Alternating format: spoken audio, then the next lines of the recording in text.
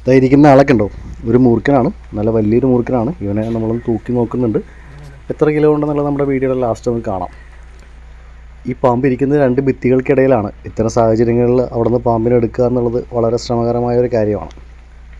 പക്ഷേ നമ്മുടെ രൂപീഷ് വളരെ സാവധാനത്തിൽ, വളരെ ശ്രദ്ധയോടുകൂടി, ഒട്ടും ബുദ്ധിമുട്ടില്ലാതെ തന്നെ ആ റെസ്ക്യൂ ചെയ്യുന്നതാണ് ഈ വീഡിയോയിൽ നമുക്ക് കാണാൻ കഴിയുന്നത്.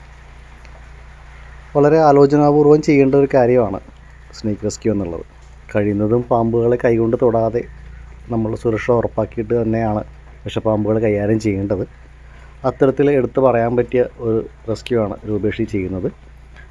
മൂർഖനൊക്കെ ആകുമ്പോഴേക്കും നമ്മൾ കൂടുതൽ പെട്ടെന്ന് കാര്യങ്ങൾ ചെയ്തു കഴിഞ്ഞാൽ പാമ്പ് പ്രകോപിതമാവുകയും പത്തിയൊക്കെ ഉയർത്തി നിൽക്കുകയും ചെയ്തു കഴിഞ്ഞാൽ അതിനെ റെസ്ക്യൂ ചെയ്യുക എന്നുള്ളത് വളരെ ബുദ്ധിമുട്ടാവും. പക്ഷേ ഇവിടെ രൂപേഷ് വളരെ സാവധാനത്തിൽ പാമ്പിൻ്റെ ശ്രദ്ധ മാറുന്ന സമയത്താണ് ഓരോ കാര്യവും ചെയ്യുന്നത്. അതുകൊണ്ട് തന്നെ വളരെ എളുപ്പത്തിൽ അതിനെ റെസ്ക്യൂ ചെയ്യാൻ പറ്റി.